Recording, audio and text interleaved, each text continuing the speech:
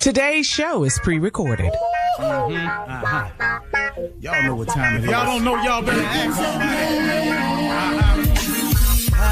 Hat on, suit on, looking like the Dapper Dawn, giving them all dressed like $1 million bucks, diamond things in his cuffs. Y'all tell me who could it be but Steve Harvey? Oh yeah, out there listening to me. Put your hands together for Steve Harvey. Put your hands together.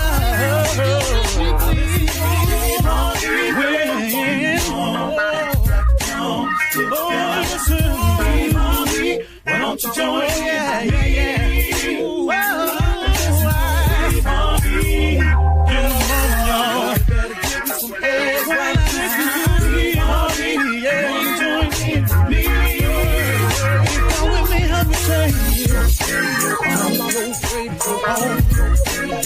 You gotta turn it on, turn it on. Steve Harvey in the morning, y'all. Turn it on, turn it up. Steve Harvey in the morning, y'all. Turn your radio on. You gotta turn your radio on.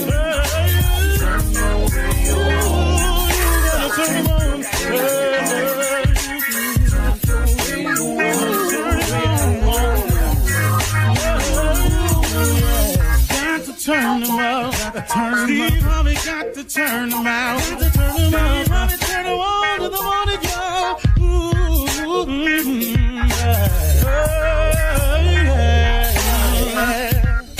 Come on, Steve. Come on. Do your thing, Big Daddy. I sure will. Good morning, everybody. You are listening to The Voice. Come on, dig me now. One and only Steve Harvey. Man, got a radio show. Man, yeah, I do. Steve Harvey got a radio show because I can't tell it to you any other way, because God has been so very amazing to me. But the same God, and there is but one, that same God is, can, and will be amazing in your life if you just allow it to happen. You know, I was somewhere, and I was driving on the freeway somewhere, and I saw a billboard, and it was a guy in a field on his knees, and on this billboard it said something to the effect, when you've run out of answers, try prayer. And I was going somewhere, and I don't even remember. I go so much, man. I was just going somewhere, and I saw this billboard, and I thought about that. And man, I cannot tell you how true of a statement that is. When you've run out of answers, when you don't know what to do, when you feel weak, when you are at a low point, when things just seem to keep happening to you and you don't understand why, prayer is an amazing weapon. Prayer is available to all of us. Here's the deal. You don't have to go through all that you're going through alone. See, I'm talking to men, women, boys, girls, students, leaders, bosses, employees. I don't care what's happening. I don't care what your situation is. I don't care if your relationship is all jacked up. I don't care if your kids and your relationship is jacked up. I don't care if your relationship at work is shot. Your coworkers seem to always make you the buddy end of the joke. Somebody always talking about you behind your back. You're finding it more and more necessary to try to hold your head up and walk past these people when some days you can't even get your chin up off your chest. If you're a woman out there and you've been alone by yourself for so long and you just tired of being alone, you really want a relationship. You really want to have a mate. You want to meet your soulmate, whatever it is, prayer is the answer. You are listening to a guy who is a direct recipient of prayer. I can't tell you anything that I've gotten out of that I didn't pray about. Oh, now, there are a lot of things. Hold on. Let me backtrack a little bit. There are a lot of things that have happened in my life that I've gotten past without praying because I think my mama was praying for me.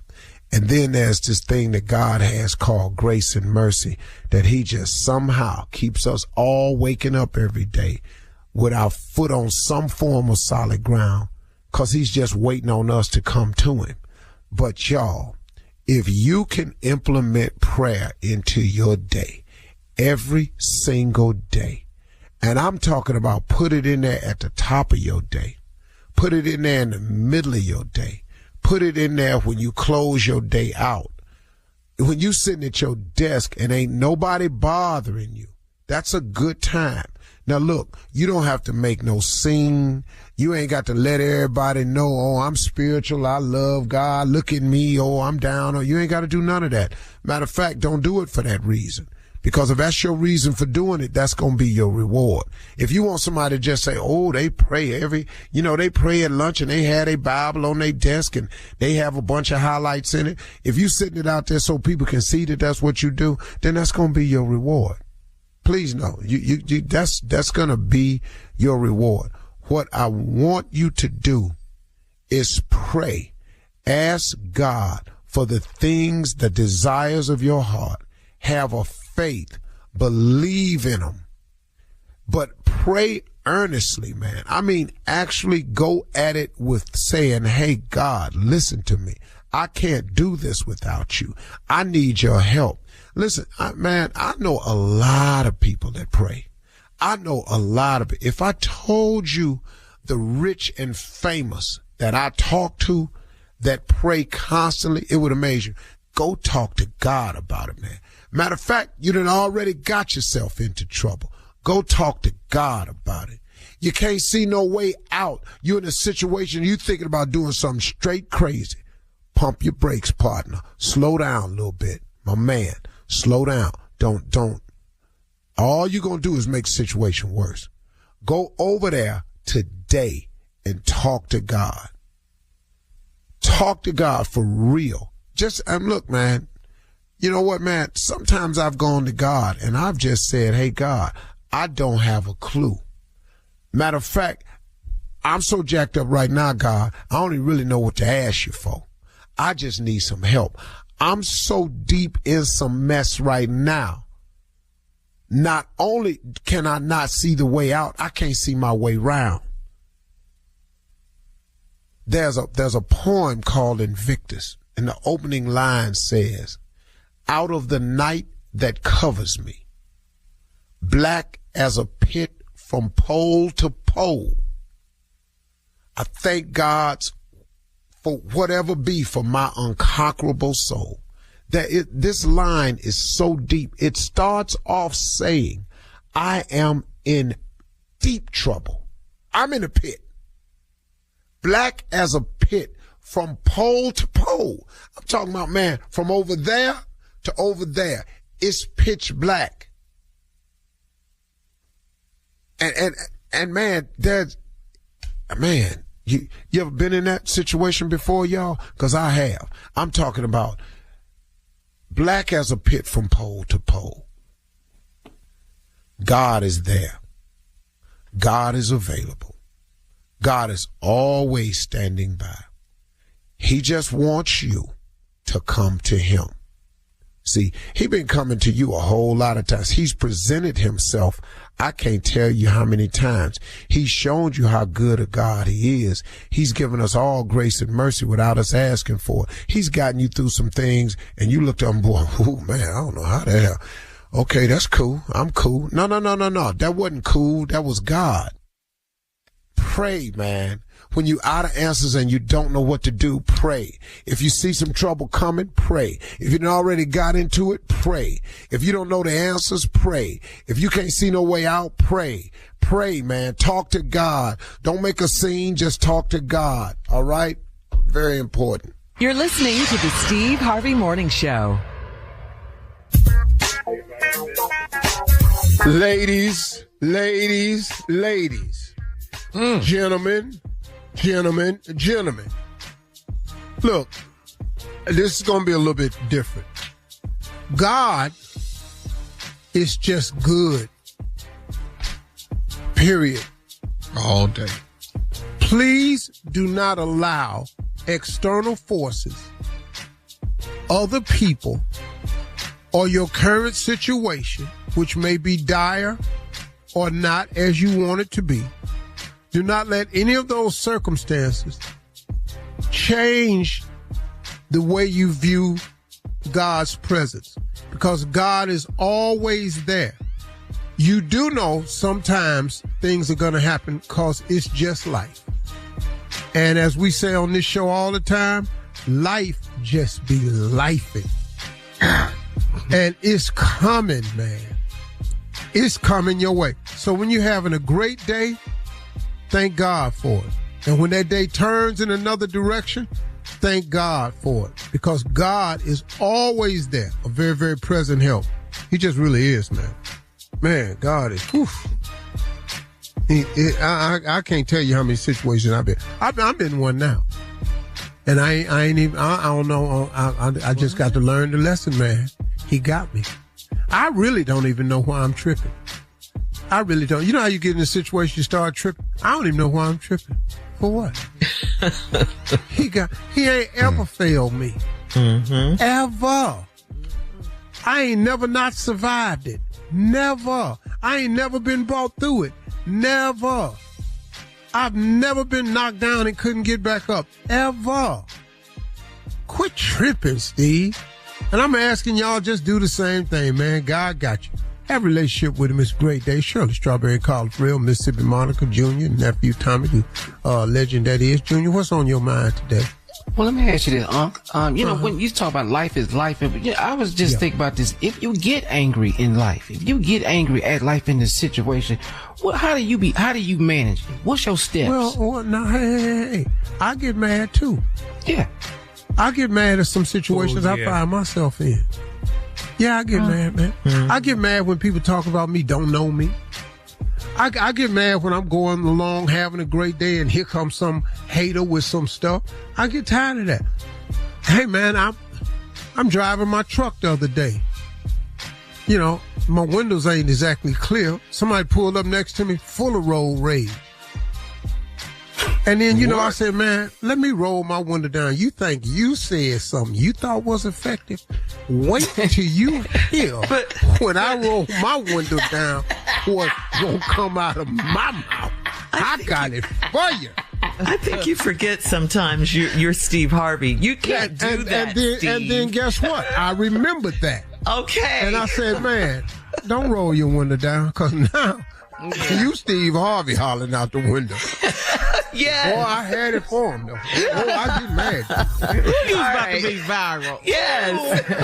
All right.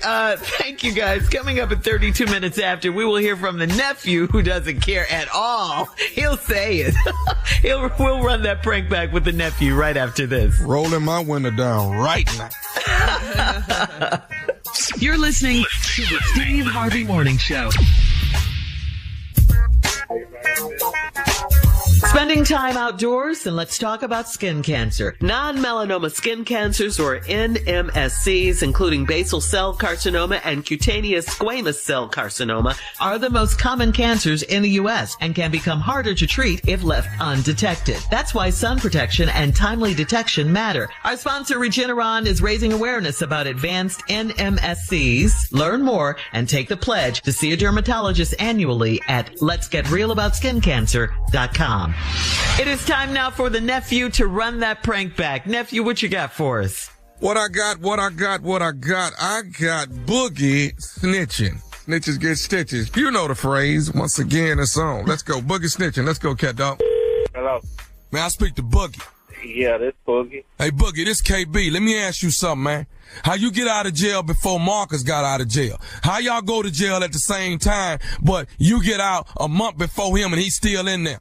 Hold on. Who is this? This KB, this Marcus' brother. Tell me how you get out of jail, but Marcus still in there, and you been out over a month now. They say you. Hold on. No, they say you snitching, Boogie. Snitching? That's what's going on. You up in there snitching. Hold on, bro. Hold on. You slow it down. Slow it down a little bit, man. Hold up. You know what? I really don't need to be having this conversation with you, but you coming at me like this. It's called bail. How you out on bail, but Marcus still in there? Tell me that, Boogie. Man, how you gonna call me with? You know what? I ain't finna trip with you, but you now this. Hold on. Let me pull those right now. All I know is they the one saying you the one that snitched on my brother, and that's why he's still in there and you out. I don't know where you getting this from, but I'm gonna tell you what. I had to go to work. I need to get the out of there. But you ain't hear me. I went to jail too. Boogie, you gonna mess around and get your whooped for snitching, man, because that's what you been out there doing. Man, what the is you talking about? You been out there snitching. That's why you out, and my brother Marcus is still in there. You know what? You know what? It's called bail. That's what it's called. It's called bail. I had to go to work. I don't know what you tripping on. All I'm tripping on is that the fact that you out and my brother ain't out. He's still in there. Dog, I'm going to tell you something. I'm looking for you, Boogie. You hear me? I'm looking for you, man. But you know where I'm at. You know where I am. You know what? Since you run around here like a little like he is, let me tell you what happened. All I want to do was go get me a beer. I jump in the car, and then I was getting your mama some cigarettes. So how you coming at me like that? Okay. I jump in the car with them, and them gonna blaze up one. I told him, nah, dog, put that out. We just going around the corner.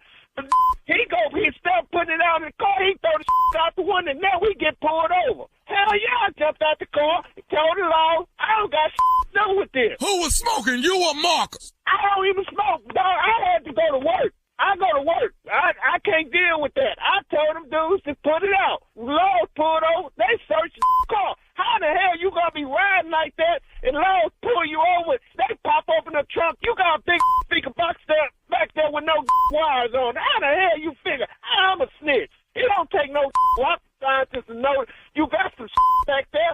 Hell yeah, I got out there. Man, them had me in there drinking water out of toilet. Man, don't come at me like that. You want to come in, you know exactly where I'm at.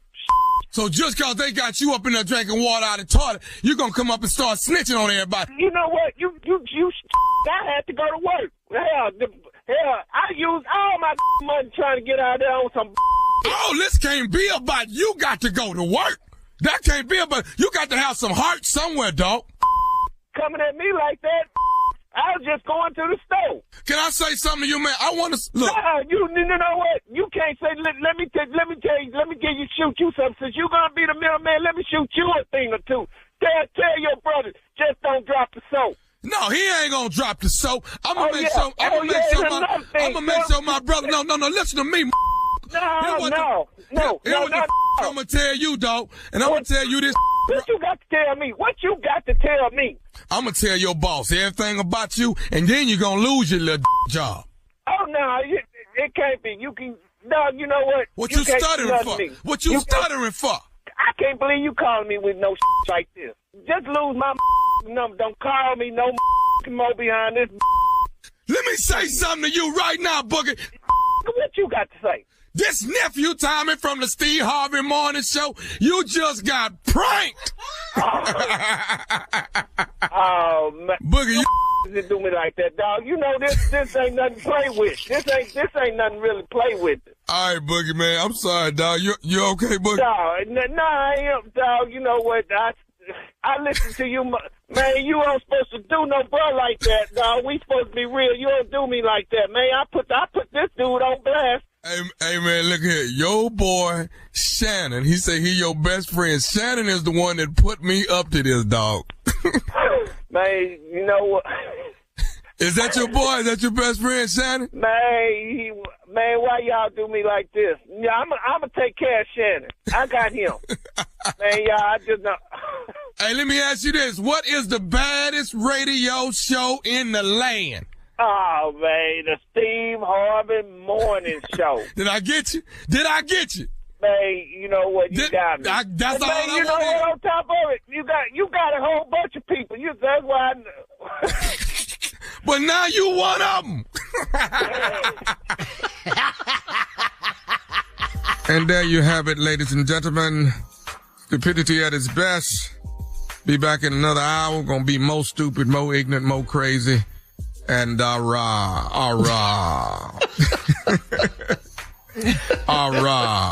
On the 29th, that's Baton Rouge, Louisiana. 29th, Baton Rouge, Louisiana. The nephew is coming to town. At the River Center, tickets are on sale right now. That is nephew Tommy and friends. It's an all-white affair. Did you hear what I said? An all-white affair. River Center Theater, August 29th, Saturday night, La Baton Rouge. The nephew is coming to town. For all you Ready to Love fans out there, yeah, man, tune in October the 2nd. It will be Ready to Love Chicago. Ready to Love Chicago, Chi-Town. And I think you're going to be very impressed with the cast of Chicago. Very smart group right there. I like what I saw. They represented the Chi very well. Y'all are in for a treat. Yeah, gonna be a roller coaster ride, but you're in for a treat. So get ready. Get your popcorn ready. October 2nd. I'll be sexy. All right. On that note, we're just going to move on. Coming up next, it is Ask the CLO. Our Chief Love Officer, Steve Harvey, in the building right after this. You're listening to the Steve Harvey Morning Show. The future of cornhole is here. From casual backyard games to professional ACL tournaments, the Cornhole app is your all-in-one hub for the game you love. Keep score, track stats, follow your favorite players, and manage leagues and tournaments with powerful event tools. Whether you're a brand new player or an ACL pro, the Cornhole app connects you to the entire cornhole community. You can join clubs, shop for gear and equipment. Anyone can play, anyone can win. Download the Cornhole app today. Coming up at the top of the hour, President Trump lashes out at a CNN White House correspondent. We'll talk about that. Also, Colin Kaepernick's pledge to another $1 million to continue to help black nonprofit businesses. That is all coming up at the top of the hour. Yeah, but right now it is time to ask the CLO, our Chief Love Officer, Steve Harvey. Here we go. Trevor in Erie. Trevor writes, I was vibing with the new woman until the day I asked to use her dryer. I explained that I have a washer, but my dryer is broken. She said at my age, all of my appliances should work. She told me to go to the laundromat. Why was she so rude? I don't know, man.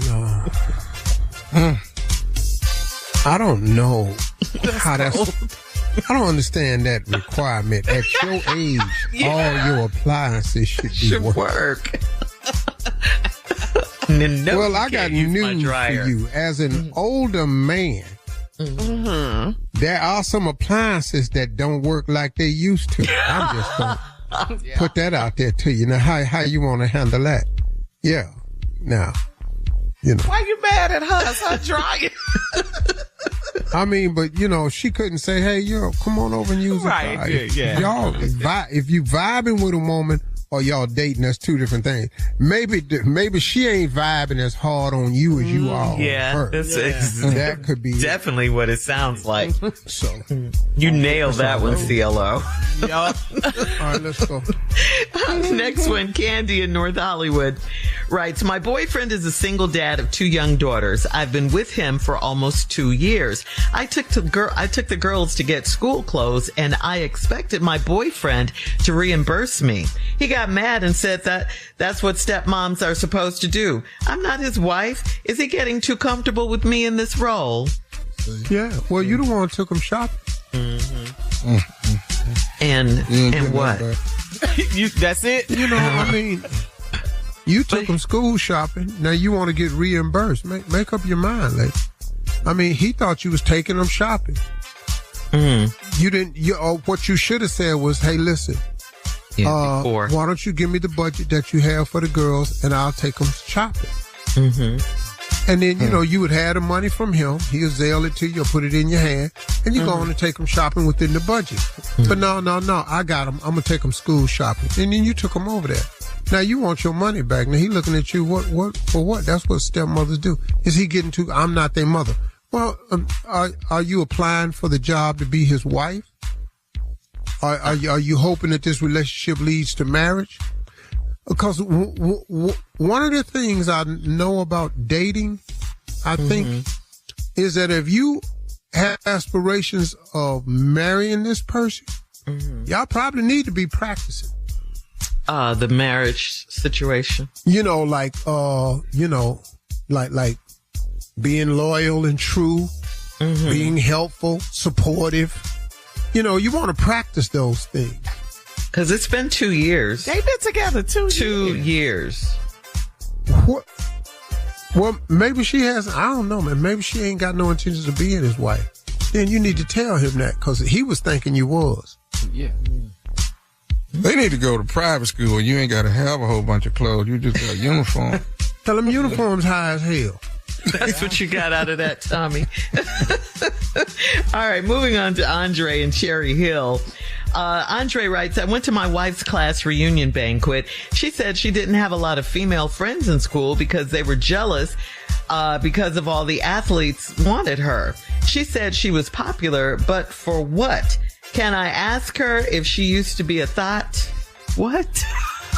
Hey, bro, if I was you, I'd leave this subject alone. What? You married the woman. You didn't want to ask that before? Okay. Why do you care? It was high school. It's too late, bro. It's way too late. Can I ask her, was she a thought? Suppose she say, hell yeah. How you think I got you? Yeah, if they was bringing it, I was slanging it. Yeah. What? Yeah, suppose that's the answer. You gonna divorce her? Yeah. What now? Yeah. I gonna leave this alone. Yeah, I think that's best. I think you're right. All right, last one, CLO. This is from Phyllis in Franklin. Phyllis writes, I'm in a long-distance relationship, and when my man comes to town, he wants me to spend time with him and his friends. I want him to myself all weekend. We're both almost 65 years old, so when will he settle down and focus solely on me? Well, Phyllis, come on, I knew that when I heard Phyllis. Now, see, Phyllis, you and Amos, what y'all, Amos? Amos works. Keep going. Phyllis and Amos. He got an old name too. Yeah, real old. Yeah. And when he comes to town, he wants to hang out with his friends and me. Well, he miss everybody. Y'all old, you know. So now, when Amos come to town, Amos, he looking for Banks. Yeah, come on. Butch. Yes. Raymond. all those boys. Charles. Henry. Otis. Gotta have an Otis in there. Marvin. Gotta have Andy. Amos and Andy. Gerald. Jenkins. One of them Jenkins boys. This is last name only. Sylvester. Yeah. Ooh, that's a good one. Sylvester. Yeah. And Clyde. Oh. Ooh, Clyde. Clyde, yeah, Clyde in there. That's an old black man. Clyde. But you know, because all his friends want to hang out with your friends. Dot. Yeah. Gwen. Brenda. Patricia. My mama's name. Shirley. It is an old name. Odetta. Oh man. Broderick. No, Shirley, I'm sorry, but that's a classic name. Don't Whatever. Name. You put that Shirley name is in very, there. very rare. You very, very rarely find that. That's rare. I was named after an old fat white man on TV. Mm-hmm. Really? Roger Crawford. Yeah, the actor. Roger Crawford, Highway Patrol. Wow. Or my mama told my name was going to be Brian Keith. Oh, really? Another actor. Brian Keith or Roderick from Roderick Crawford from Highway Patrol. Yep. Okay. Well, thank you, CLO. Coming white man. Coming up, we'll have some entertainment news for you right got after it, Tom. What up, though? It's your boy, Big Snoop Dogg, and you're listening to the Steve Harvey Morning Show. You dig? You're listening to the Steve Harvey Morning Show. Well, President Trump is at it again. He called a CNN senior White House correspondent, Kristen Holmes, a, quote, loud, boisterous person during a heated press interaction at the White House on Monday. The clash occurred during an Oval Office photo op featuring a teenage lifeguard. When Kristen Holmes pressed President Trump on whether North Korean dictator Kim Jong-un had requested a reduction in joint U.S.-South Korea military exercises, Trump grew angry and repeatedly told her to be quiet. He said, quiet, quiet. You're very disrespectful in front of this young man. You're a loud, boisterous person. You're fake news. You're a fake reporter and you report fake news. I mean, this is really She loud and disrespectful. I know. Sounds like you came unhinged, Mr. President. It's CNN, good to say all of that in front of the little kid. Great. Yeah, you're the one. CNN defended Kristen Holmes, stating that personal attacks on journalists asking tough, newsworthy questions are, quote, beneath the office. Par for the course. That's what he normally do. Yeah. Insult anybody. He has not changed. No. Was y'all expecting him to? Yeah, the second term has not softened him. No, Not at all. He doubled down. Yes, he did. Yes, he did. All right. Moving on to Colin Kaepernick. Colin Kaepernick and his Know Your Rights camp announced a renewed $1 million pledge to support nonprofits serving underserved communities. The $1 million commitment will fund grassroots community nonprofits through monthly grants extended throughout 2027. The first $100,000 has already been awarded to 4 groups. They received $25,000 each. 100 Suits in New York City, Eternal Seeds in New Orleans, the Hidden Genius Project in Oakland, and Lower East Side Girls Club in New York City. Kaepernick says the past decade has shown that real change begins at the community level. He also paid for the independent autopsy of Nolan Wells. You remember that happened last month. So here's a question. Why is it that we never hear about all of the good things Kaepernick has done for years? You know, we just heard about the whole take a knee situation in football, and he was, pretty much slandered for that, but he's doing good. I mean, I've heard of a lot of things he's done. It's a guy that gets it, man. He cares.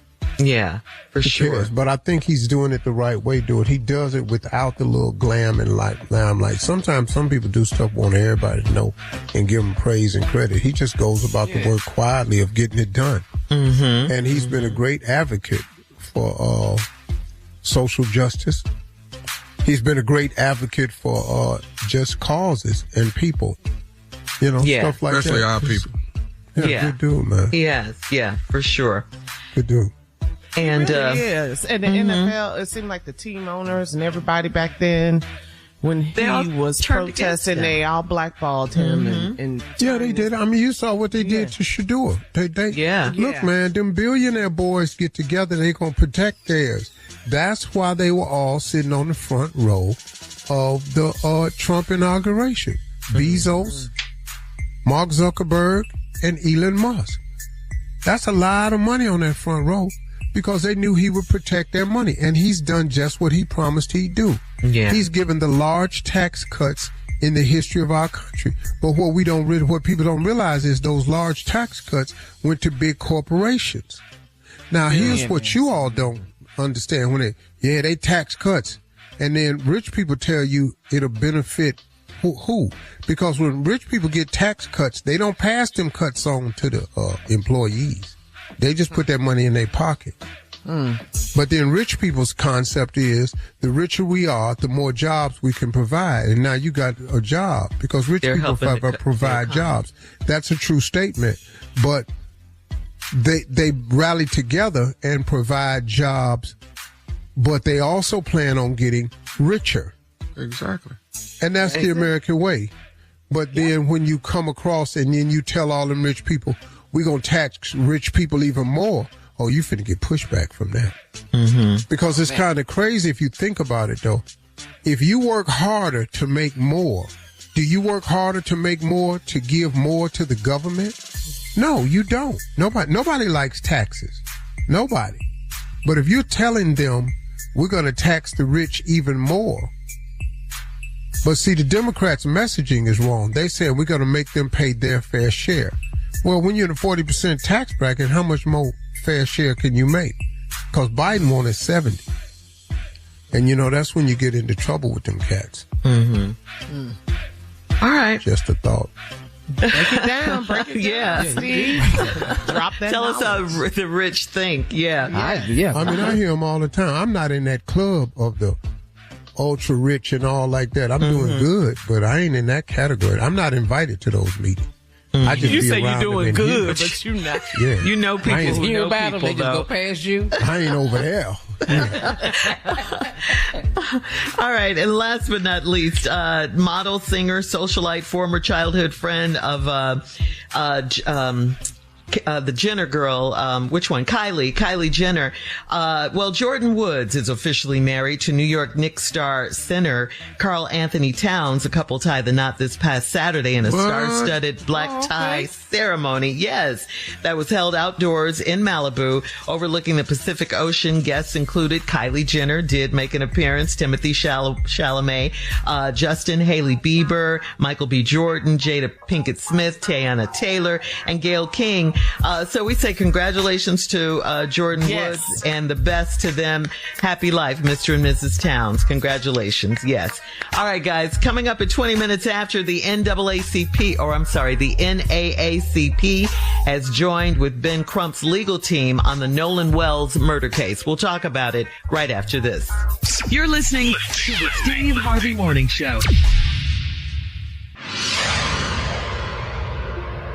An education is a transformation. Every day, the Thurgood Marshall College Fund transforms lives through scholarships, professional development, and career advancement opportunities. We also connect forward-thinking companies with exceptional HBCU talent through workforce development programs. I'm a proud HBCU graduate, and my experience shaped me into the person I am today. The education, culture, community, and lifelong connections helped me reach my fullest potential. The Thurgood Marshall College Fund is America's largest organization that exclusively represents the HBCU community. If you believe in education, opportunity, and building future leaders, this is where it starts. Join us and be a part of the transformation. Apply, donate, or partner with us today at tmcf.org. The NAACP's Office of General Counsel has officially joined the legal team representing the family of Nolan Wells. Nolan Wells, the 18-year-old black teenager that was found dead under suspicious circumstances in South Mississippi over the July 4th weekend. The NAACP has partnered with attorney Ben Crump to demand transparency, to provide additional investigative resources, and push for a more thorough investigation by local and federal authorities.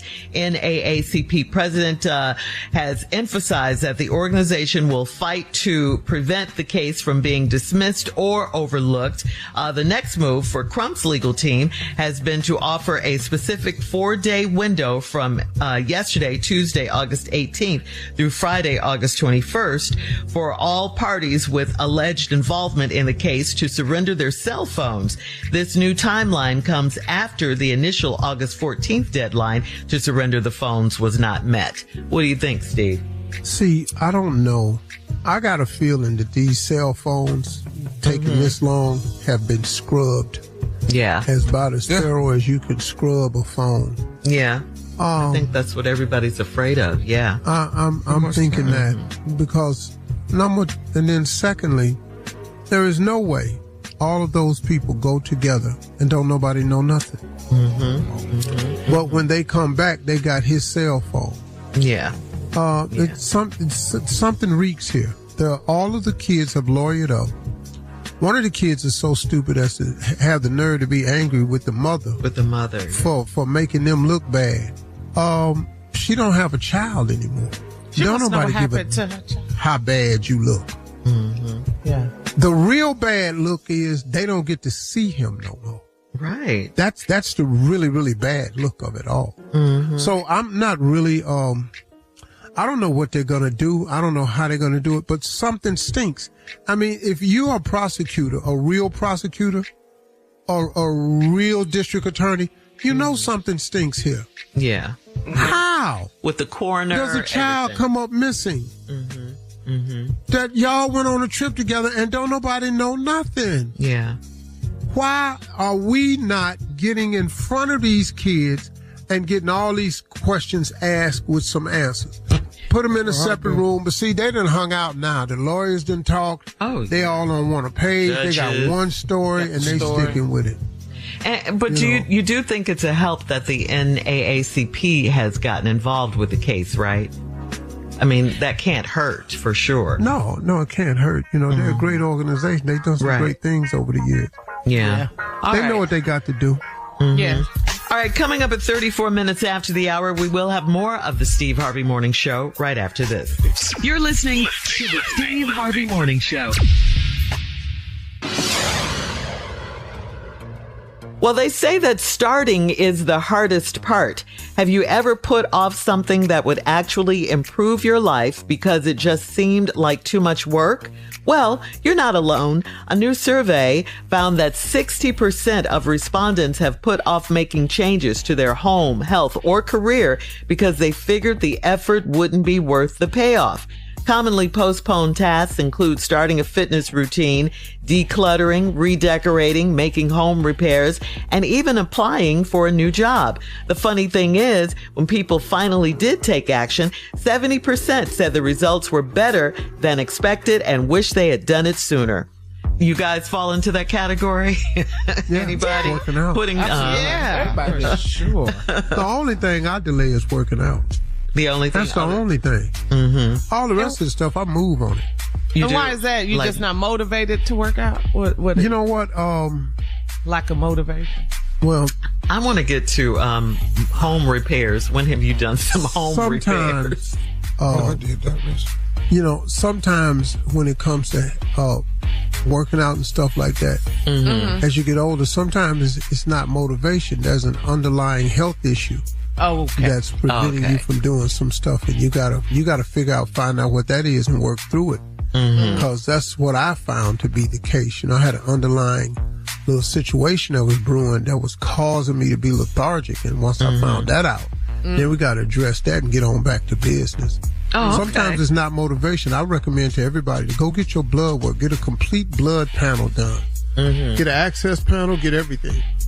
I don't know the medical terms, but they sound something like that. Get a lipinoid test done. Get a thymolytical test, and then get you a hypodermal test, and get all that done. And then, see where your blood work lies, because you may have some problems with your pharmaceutical system. You know. Dropping that knowledge, Steve. No, you just got to go with it. I be talking to people like I be talking to people just try to throw out the sound alikes. Hope the doctor catch on. The bottom line, though, they say that the 70% of people who actually start these tasks, they wish they had done them sooner. It wasn't as hard as they expected it to be. So is that why you? Though, sure. Yeah. Well, I done pulled up to the gym and sat there in the parking lot and then pull on back out. I done got there to the parking lot, man. I'm finna go ahead. I'm finna hit it for an hour. You didn't go get something to eat. You left. Sat there about 3-4 minutes and said, man, I just don't feel like doing this today. I don't.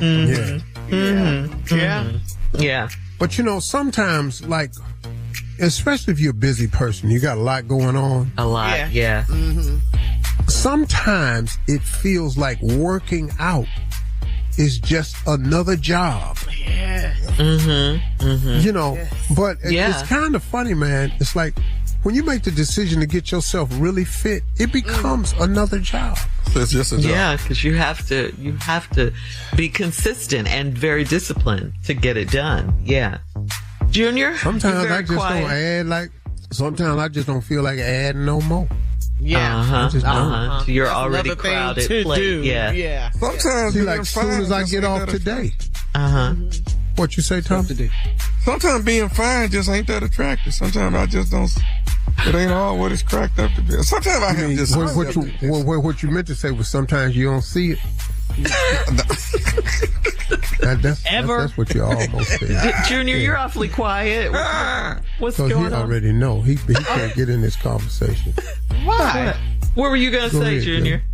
What, Junior, is your chin hair graying on each side? Yeah, Uncle. Yeah, I'm almost 50. It's gonna turn. Yeah, that's it, man. Once it start graying and receding at the same time. See, yeah, you can't stop. It's too much to try to stop now. He was going to speak on procrastination and putting things off. He didn't put off getting that haircut. We already seen him procrastinate. What the hell he waiting on, man? All right, how far I got to go back before you go back there and get it? Sorry, Junior. I knew it was coming. Coming up next, the nephew with today's prank phone call right after this. If it go any further back, you ain't gonna be able to reach back there. You're listening to the Steve Harvey Morning Show. Coming up at the top of the hour, it is my strawberry letter for today. The subject is, she is not who she appears to be. Down by the riverside. We'll get into that in just a few, find out what that's all about. Because right now you hear him singing this old Negro spiritual, the nephew, and today's prank phone call. What you got, Neff, besides the song? Baton Rouge, down by the riverside. Baton Rouge, down by the riverside. I'm gonna be stupid. Down by the riverside. We know. Down Baton Rouge. August 29 in Baton Rouge. The food is coming. All right. I need 4 tickets. I got no tickets for you. I got no tickets for you. All right, Baton Rouge. Baton Rouge. Get ready. The nephew is coming, baby. August 29th. River Center Theater. I got a prank for you. Sometimes you just got to straight up call and ask somebody. Some things, some questions you never have really had to ask. And sometimes you get in a situation where you have to ask questions that you never thought you would. So here's the question. Are y'all ready? Yes. Go ahead. Can we use your casket? Can we? I don't judge. Don't judge, because you ain't never had to do this before. Can we? He got to have you, though. Yo, that's why I'm doing it now. Can we use your casket? That's all I'm asking. Okay? Can you help a brother out? Can you loan us a casket till we get on our feet? That's all we say. Loan a casket. Oh my God. Cat dog, if you would, let's see, man. We're gonna try to borrow a casket right quick. Let's go. Hello. I'm trying to reach Vicky. This is Vicky. Hey Vicky, how you doing? Are you the niece of I think it's ain't your aunt? Yes. Okay, and your aunt passed away. How many years ago your aunt passed? It was about 5 years ago. Okay, listen, I'm over here at the funeral home. My sister just passed away, and they gave me your phone number. Did you guys? We're going through a little bit of a situation here. Did you guys aunt have? Your aunt was a heavyset woman. Is that right? Yes, she was. Okay. Now they had to. Did they have to put her in a? Did they have to build a special casket for her? Yeah. Okay, that's what we're kind of going through with my sister. We ordered a special casket for my sister, and I'm assuming this is the same thing that you guys went through. I've called several of her children, but I wasn't able to get in touch with anybody. But the funeral home actually had your name on file as well, so they gave me your number where I would be able to talk to you. Is that okay? Yeah, that's okay. You can speak to me, but what seems to be the problem? Well, listen, the funeral is actually in 2 days. Okay. And we ordered one of those special caskets, but it doesn't look like it's going to be in for another week. So, you know, it's almost like we're not gonna have a casket for her, you know, for the funeral. And, you know, like I said, the funeral home told us about, you know, that you guys were the last ones that ordered a casket of that size. And, you know, me and the rest of the family has been, you know, we've been trying to figure out what to do and what to do. Do you think it's any way possible we can borrow the casket that your aunt is in, and then when the casket comes in that we ordered, we can put her in that casket and put her back down to rest like she's always been? Do you think that's possible? Excuse me? Hello? Hello? Excuse me, could you repeat yourself? What exactly are you asking me? Well, what I'm saying is, do you think we can borrow your aunt's casket? Because, you know, the funeral is in 2 days, and the casket is not going to be in order for us to be able to bury her in a casket for, you know, to accommodate her size. That's what I'm asking. What kind of is this you're talking about? First of all, who is this? Okay, no, my name is Larry. Like I say, my name is Larry. I got you guys. Like I said, I tried to call some of her kids, but nobody ever picked up when I called. Okay, but they said that they had her niece's number on file too. You are her niece, Vicky, right? Yes, I am. Okay, well, that's what I'm saying. Do you think that maybe you can talk to the children and see if we can maybe use that particular casket? Oh, okay, wait a minute. What the talking about? This some. First of all, who is this? You got to be losing your mind if you think I'm gonna let you dig up my auntie for just to bury your sister. Yeah, but I understand where you're coming from. But what I'm trying to say is that we don't have a casket big enough, and they let us know that you guys were the last ones that had a casket that, you know. What that got to do with us? That's your sister. Figure it out. Have you lost your? No. Well, okay, first of all, what I'm trying to do is this. The family been grieving pretty hard, and I just wanted to make sure that the funeral would be right. And it ain't going to be right if we don't have... How do you think my family going to feel digging my auntie up? You lost your mind. Man, don't call me with this. Who is the funeral home that gave you my number to ask me to use the casket so you can bury your sister? Who is the name of that person? I can't remember, but it was the guy, the funeral director let me know that you guys had went through a situation where you had to bury your aunt. Like I said, I tried to call. And what's your name again? My name is Larry. Okay, Larry, this is a stupid. I don't know what give you my phone number to call me asking you this dumb. Can you believe this? They call here asking me can they dig up a so they can bury their sister. It's not fault that his sister don't have a casket. Hello?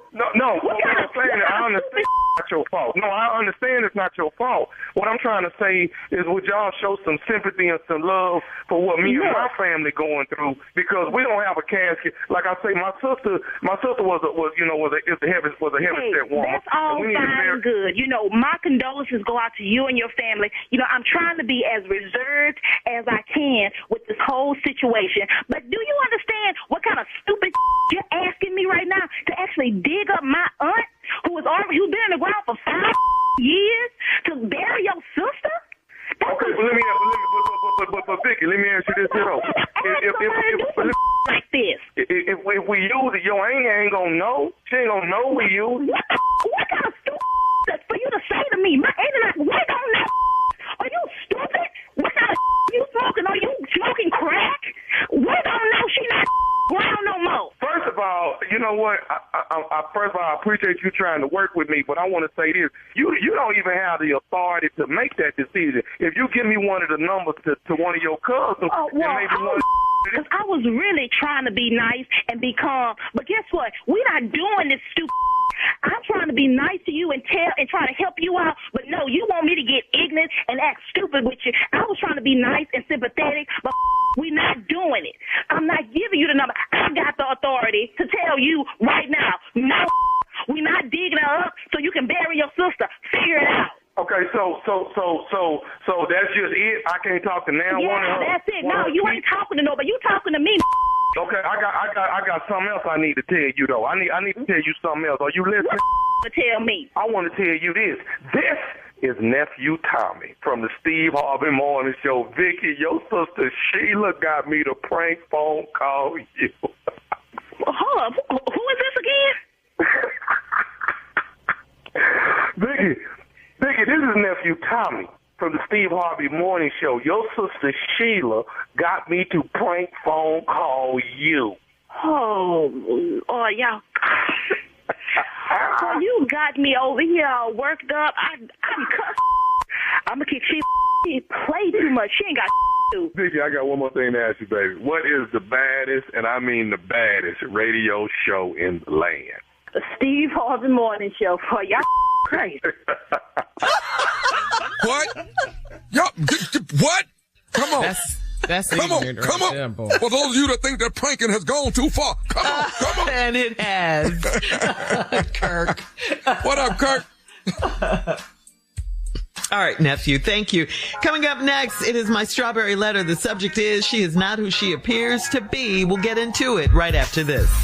The future of cornhole is here. From casual backyard games to professional ACL tournaments, the Cornhole app is your all-in-one hub for the game you love. Keep score, track stats, follow your favorite players, and manage leagues and tournaments with powerful event tools. Whether you're a brand new player or an ACL pro, the Cornhole app connects you to the entire cornhole community. You can join clubs, shop for gear and equipment. Anyone can play, anyone can win. Download the Cornhole app today. You're listening to the Steve Harvey Morning Show. It is time now for my strawberry letter. If you need advice on relationships, work, sex, parenting, and more, please submit your strawberry letter to steveharveyfm.com and click submit strawberry letter. We could be reading your letter live on the air, just like we're going to read this one right here, right now. And you never know, it could be yours. It could be yours. Buckle up and hold on tight. We got it for you. Here it is. Strawberry letter. All right, nephew. Thank you. Subject, she is not who she appears to be. Dear Stephen Shirley, I'm 44 and I'm engaged to a 46-year-old black female. The moment I saw her, I said she was going to be my wife. She played hard to get, and that made me want her more, so I waited months to go out with her and almost a year before we had sex. To be honest, I was so crazy about this woman that she could have had 3 teeth, and I would have bought her all new ones just to be with her. But there are some things that I can't overlook. We moved in together a month ago after we dated for 2 years. I moved into her house because I was living in my brother's rental property. The first week, there was an envelope taped to the front door. I placed it on the kitchen island, and when she got home, she tore the envelope up without opening it. Maybe I should have asked her about the envelope that day, because 2 weeks later, another one was taped to the front door. It was official looking, so I opened the envelope and placed the letter on the kitchen counter. It was a foreclosure notice. She was very upset that I opened her mail, but she said, since I know what's up now, how are we going to handle the foreclosure? I said, we? I told her that I just moved in, so how is this a we problem? We had our first argument, and to stop the fighting, I said we could work something out. I have no intention of forking over $13,000 to this woman. We are engaged, so she should have told me about her house and her other financial problems. I just found out that her car is 2 payments behind and she has credit card debt. She is not who she appears to be. How can a woman this fine and sweet be so careless? I really love this woman. Should I marry her and take on her outstanding debt? Wow. That's your question? Okay. Sorry, I gotta tell you this. You don't sound like much of a man to me at all. Are you really going to let this woman that you claim you love so much that you would marry her if she only had 3 teeth in her mouth? Are you gonna let her lose her house? So what if you just moved in? I bet you are enjoying this home because remember, you lived in your brother's rental property before you moved in. And she's right. It is a we problem now. Because why didn't you ask her about these things before you moved into the house? You assumed, and don't you know that everyone is not an open book? You assumed that everything was cool with her. Once you proposed, these are the type of things you guys should be talking about. You should be talking about money and financing and kids and schools and sex and social media, all of these things. Yes, she should have told you. Yes, she is at fault for not telling you that, but it was your responsibility to get to know her. It's been 2 years. I'm sure the foreclosure would have come up at some point during those 2 years. I just don't think how you think that you have no obligation to help her. I mean, she's your fiance. Now she doesn't handle money well. Okay, we get that. But you guys are engaged, which makes you a team. You guys got to work together now. You can both sit down, have an honest talk about your finances.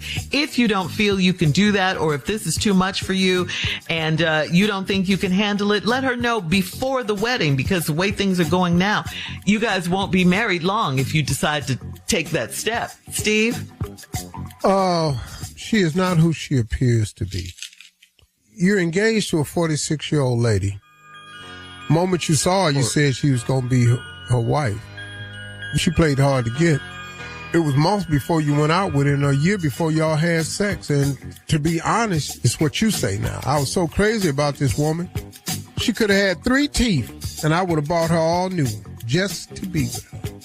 But, you know, you say, now he says in his own words, there's some things he can't overlook. Y'all moved in together a month ago after y'all dated for 2 years.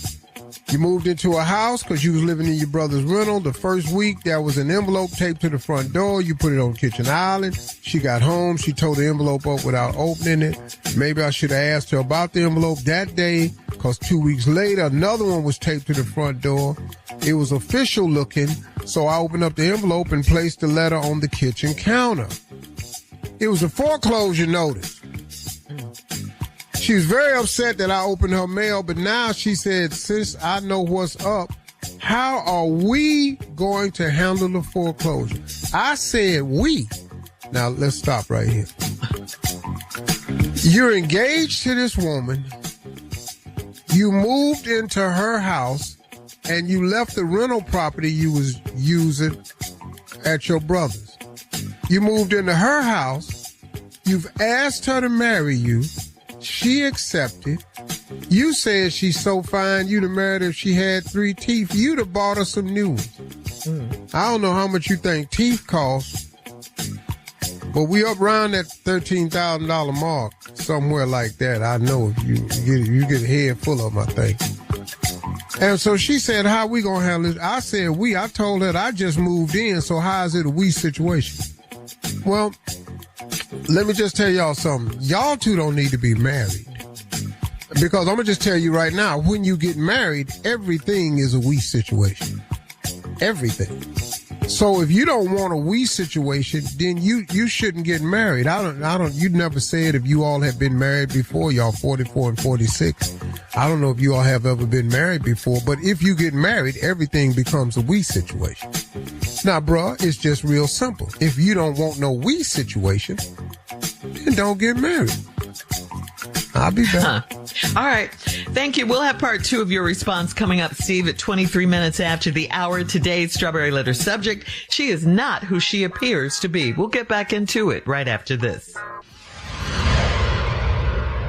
Globe Life Insurance can help you protect the people who matter most with coverage of up to $100,000. Whether you want to cover final expenses, pay off debt, or simply leave something behind for your loved ones, Globe Life makes it simple. Call Globe Life today at 1-800-251-5400 or visit globeliferadio.com to get a free quote. That's 1-800-251-5400 or globeliferadio.com.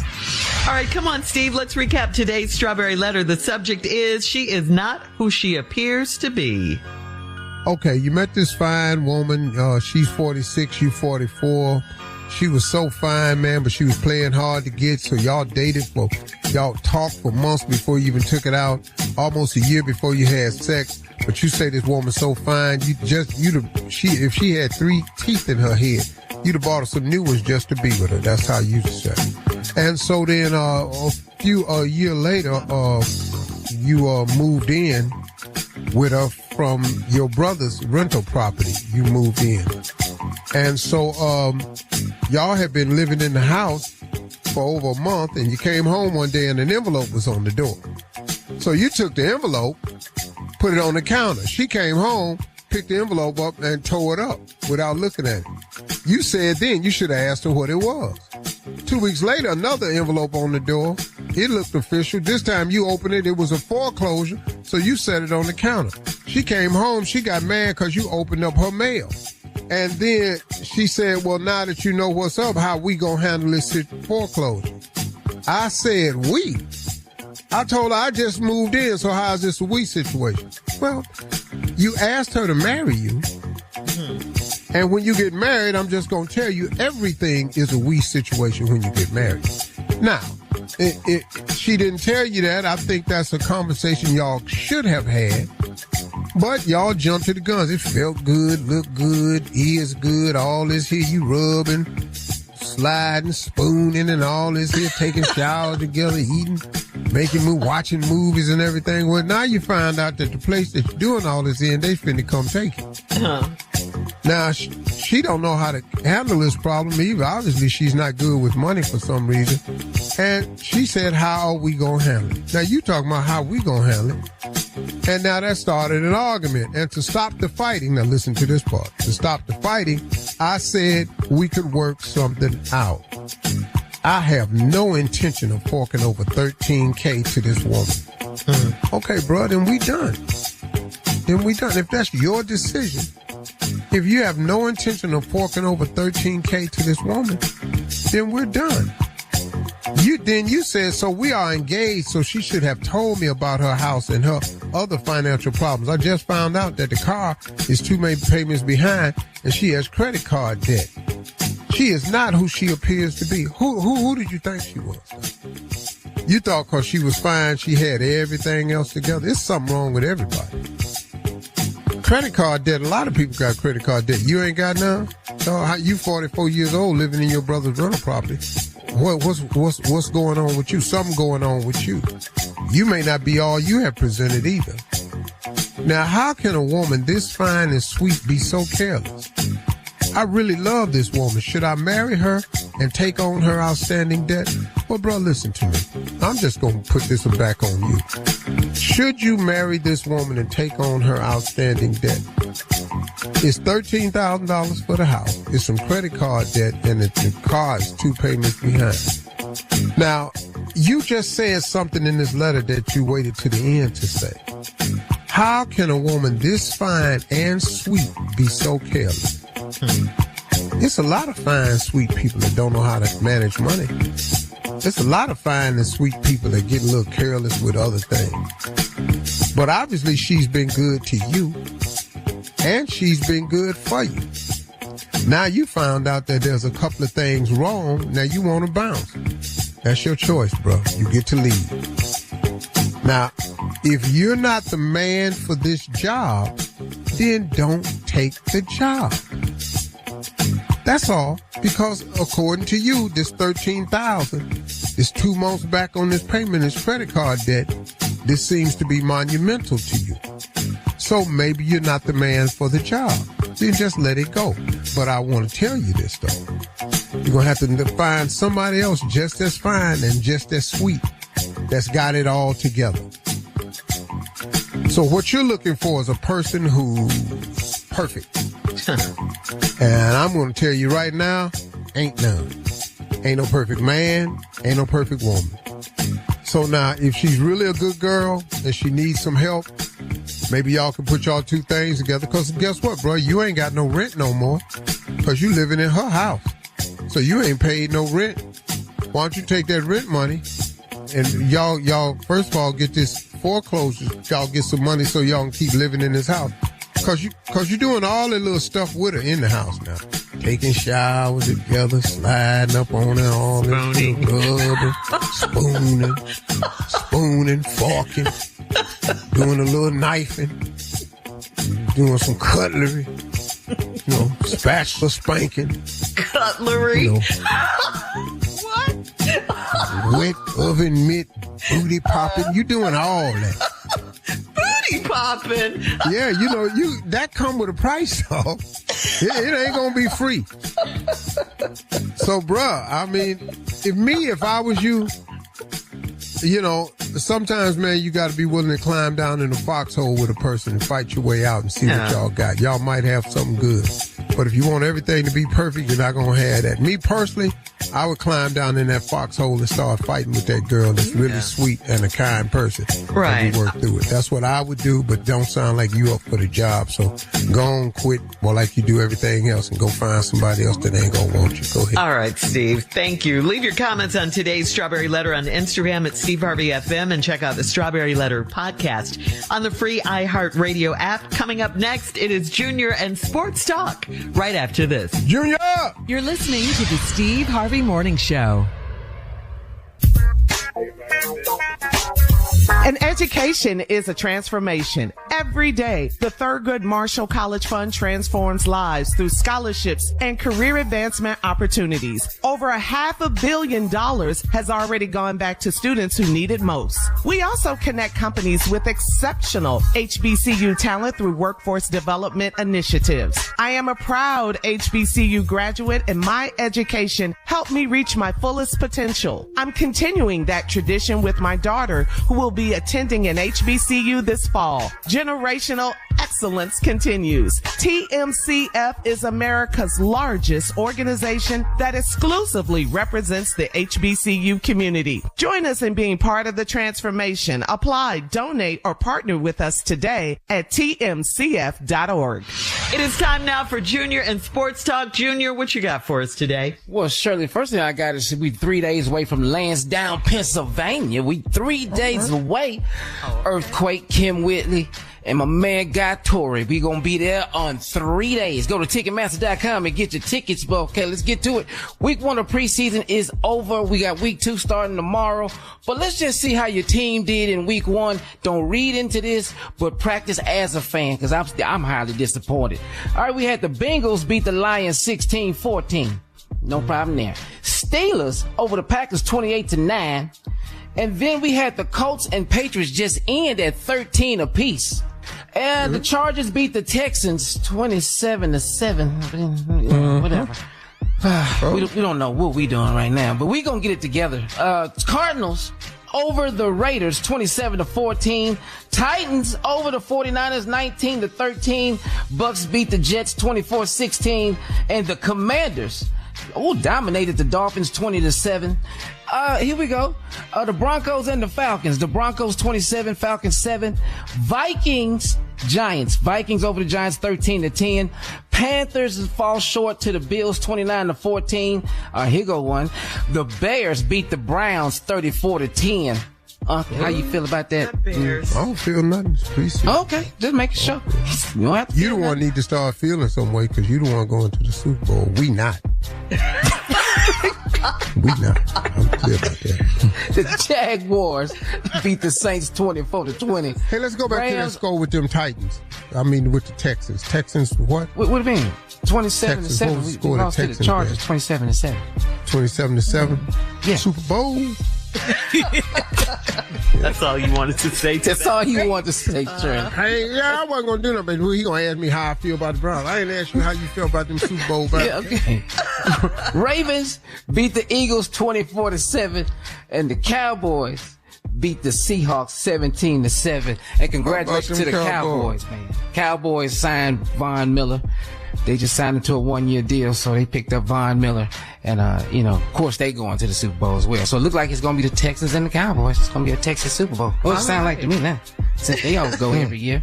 And then we going this year. And then you say y'all not going. So, you got two teams that ain't going to make it.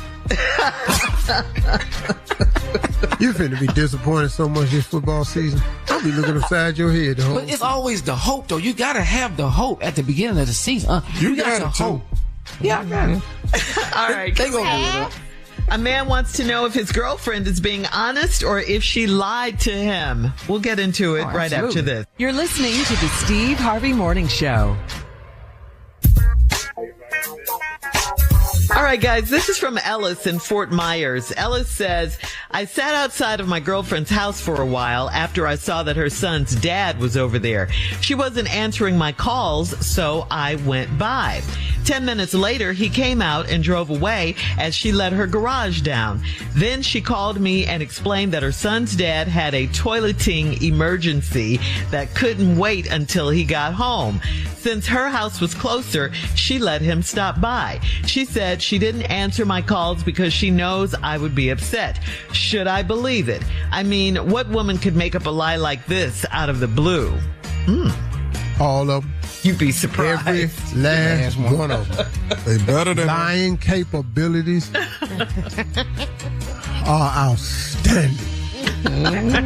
See, and the reason women are so effective at it is because, see, guess what, man? You don't even think she could lie. So then she's not lying. She told you the truth. Sounds reasonable to me. But, you know, a toileting emergency. Yeah. You know what that was. He wasn't going to make it home. He just wasn't going to make it. So son, baby daddy, he got to stop over there and use the I don't care what's happening with me. I'm not going over my ex's house. I don't care. What's happening? With a toileting emergency. I don't give a... Yeah, all right. I can have a heart issue. I'm not swinging. What if you been shot, You going over there? Wow. All right, we have time for another one, guys. This is from Lorena in Indianapolis. Lorena says, I hired a service to trim my bushes and clean my gutters. A nice-looking man that was my age came out 2 days in a row to do... Wait. What is she? Say what now? How did I know you... What? How did I know you were going to stop me on this one? I just knew it. All right, this is from Lorena in Indianapolis. You heard that part. Okay, Lorena hired her service to trim her bushes and clean her gutters. So she says, Lorena says this nice-looking man that was her age came out 2 days in a row to do the work. She said that's me. She said they chatted each day and found out that they have a lot in common. So the man asked Lorena out, but Lorena was too worried about what people would say about her dating the yard man. So Lorena turned the yard man down. It turns out this man owns the company and he does most of the work. Lorena is in an administrative position at a hospital, so she's asking, does it matter that he's considered a blue-collar worker, and should she give it a try? So you're going to pass up on a good man because he a blue-collar worker? You're stupid. Ain't nothing wrong with blue-collar. No. But is he a blue-collar if he owns the company? He owns the company, and he does all the work. Yeah, he does all the work. He the blue. Now, he a one-man show, white. look like. Yeah, one-man show. But, you know, so what? Right. Yeah. You know what? That's, ladies, man, pass up on him. I tell you what.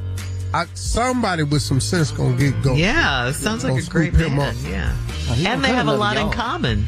They have a lot in common. And so what? You a hospital administrator? Nobody want me working down there with you, all them sick people. Yeah. I would. I ain't going down there. You working around all Junior, what Junior?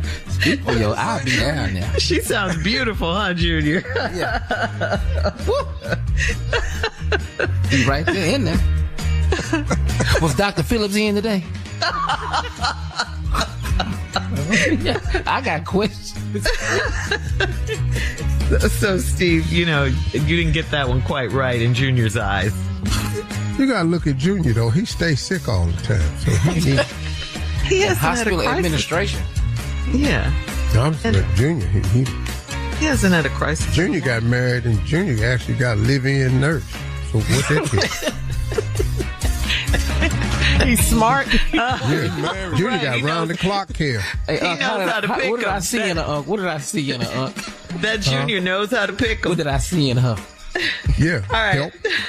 Coming up in 20 minutes after, we'll have more of the the Lord Steve knew Harvey what Morning you Show. needed and sent it right to your house. Right after medical assistance. You're listening to the Steve Harvey Morning Show. We're headed into the season for state fairs, guys, so that means it's time to try out some of the craziest foods ever created. Whether it's banana cream fries at the Iowa State Fair, corn dog beer at the Indiana State Fair, or get this one, redneck nachos at the State Fair of West Virginia. Thank you. On any level, food or anything, right? Now is the time to experience treats that you never in your wildest dreams would have thought of. So the Texas State Fair, Tommy and Carla, starts this September 25th. Will you guys be going? And what? I've gone to that many times. Oh, yeah? What did you eat there? What are you looking forward to eating this year? Dog. I've had fried corn, funnel cake, smoked turkey leg, What fried Oreos. What are those taste like that? Delicious. Those are delicious? Okay. What about fried butter? I've heard about that, but I haven't had that. Fried Kool-Aid. Wait, what? Fried Kool-Aid. I didn't know they had fried Kool-Aid. Well, you haven't lived, have you? Fried Kool-Aid. Was that good? Come on Carla? now. Yes. Yeah. How could you even ask me that? Of course it was good. Cherry or lemon? Which one is? It was red. Cherry or strawberry. Whatever you need to get a heart attack and get your cholesterol level up, it's there. All right, we'll have more of the Steve Harvey Morning Show. Coming up, we'll play a round of Would You Rather right after this. You're listening to the Steve Harvey Morning Show. The future of cornhole is here. From casual backyard games to professional ACL tournaments, the Cornhole app is your all-in-one hub for the game you love. Keep score, track stats, follow your favorite players, and manage leagues and tournaments with powerful event tools. Whether you're a brand new player or an ACL pro, the Cornhole app connects you to the entire cornhole community. You can join clubs, shop for gear and equipment. Anyone can play, anyone can win. Download the Cornhole app today. Time now to play a round of Would You Rather. Now, this, guys, is the back to school edition. So, would you rather in school be known as the most difficult in school or teacher's pet? I was most difficult. I was voted most difficult my senior year. I'm in high school. And what does that mean, most difficult? What did that mean? That meant I didn't give a about you and nobody up at the school or nothing involved with school activity. Why are y'all talking to me? My standing answer was no. Mr. Harvey, Steve, do you want to participate in the after? I wasn't in the clubs. They had the Aldiostics was a club and the Spinatas, something like that was our senior high. I didn't get in none of them clubs. And they asked you to be in there. Nothing? What It was just difficult. Just difficult. No, dog, I was senior in high school. I had 2 classes. So you could still participate. I got in a the school club? at 11:30. 11:30. I'm going to work. I need some money. I bought me a bike from my May company. I rode to Pick and Pay every day. I had a job at Cleveland Clinic. I gotta go get this money. I've been hustling my whole life. Wow. They came to you and they said, Mr. Harvey, we need you to participate in this wonderful play we have in the drama department. You fit this role perfectly. Would you please come on and audition for us? No, I ain't never been in a play.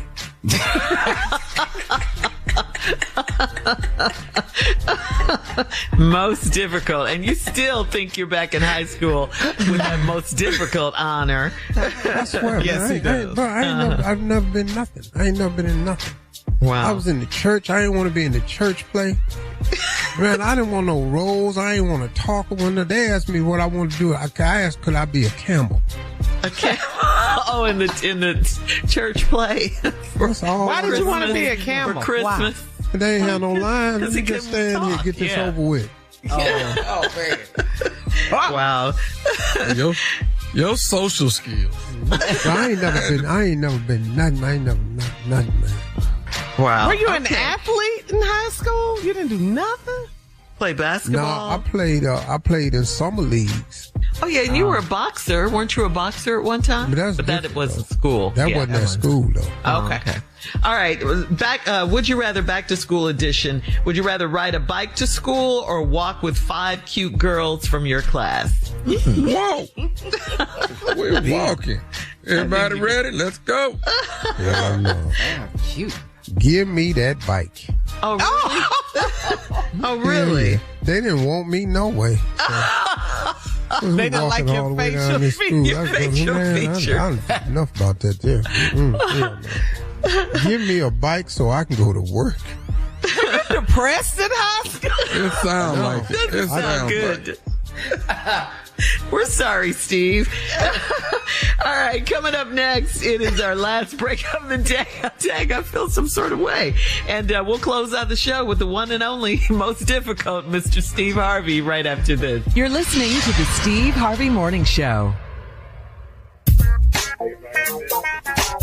An education is a transformation. Every day, the Thurgood Marshall College Fund transforms lives through scholarships and career advancement opportunities. Over $500 million has already gone back to students who need it most. We also connect companies with exceptional HBCU talent through workforce development initiatives. I am a proud HBCU graduate, and my education helped me reach my fullest potential. I'm continuing that tradition with my daughter, who will be attending an HBCU this fall. Generational excellence continues. TMCF is America's largest organization that exclusively represents the HBCU community. Join us in being part of the transformation. Apply, donate, or partner with us today at tmcf.org.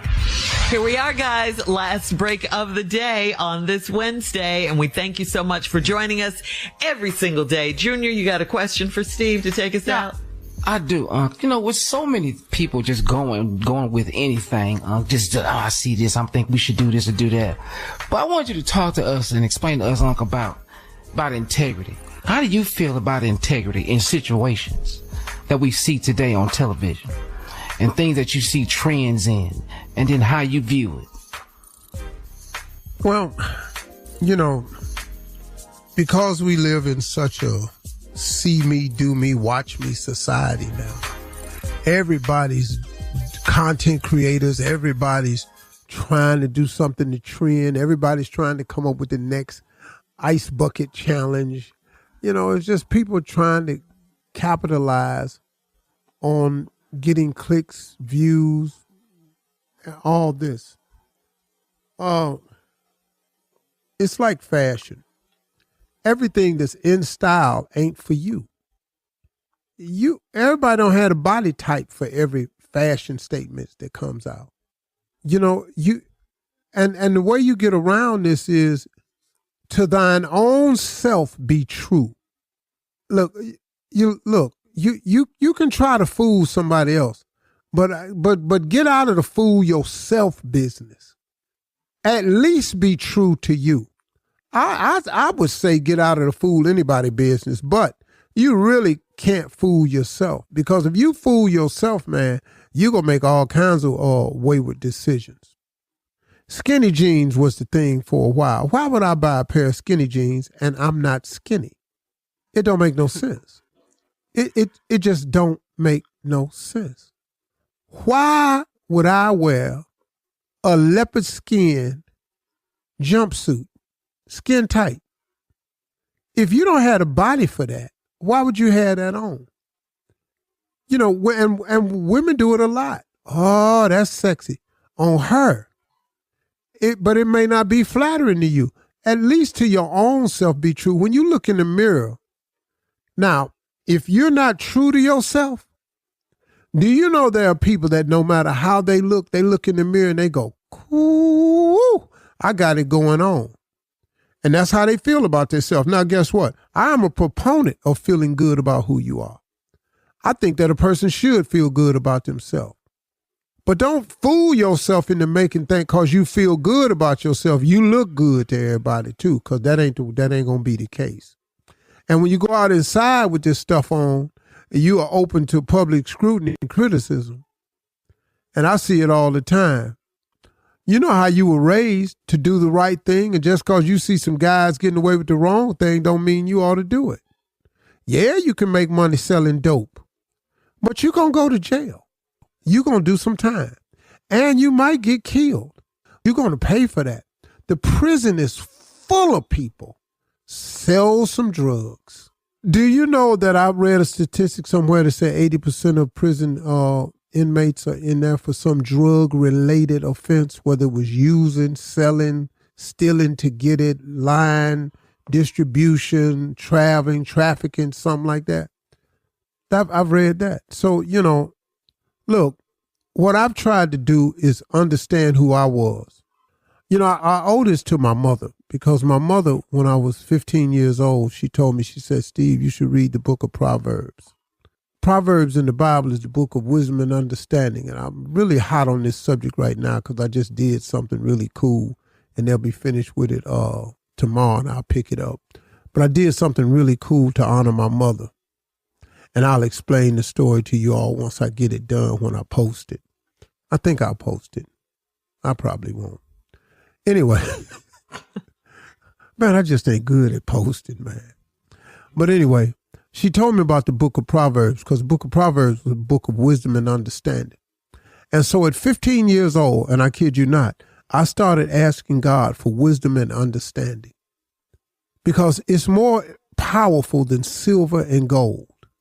It's more important. It will keep you when you are all out of silver and have no gold. Wisdom and understanding is important, man. And I praise God for that, because he did give me a level of wisdom and understanding. Am I the wisest person on earth? No. Am I the most understanding person? No. But the wisdom and the understanding that I have has served me well in my life. When I've gone against it, I've paid the price. And one of the things that I learned from the book of Proverbs was to stay true to who I was. That wisdom and understanding makes you understand that everything that's out there ain't for you. Quit blowing in the wind, man. Quit going with the flow. You ain't water. So I just go with the flow. I got a friend of mine that's 50. Well, he's a little older now. But when he was 55 years old, he got 2 women pregnant at the same time. You know what he told me? Man, I'm just going with the flow of the universe. Hey, dog, you need to get out the universe. You need to start using your brain, because something wrong with you. You're 55, and there's 2 young girls pregnant because of you. Now, I don't know what you can't blame that on the universe, because you out here being something you're not. You ain't a player. You an old fool. I don't know where my closing remarks got off track at, but it did. Hey, I'll have a good one today. I will. Talk to God. He'd love to hear from you. Be true to yourself, y'all. Hey, don't be an old fool. Try that. Steve Harvey Morning Show. We'll see y'all tomorrow.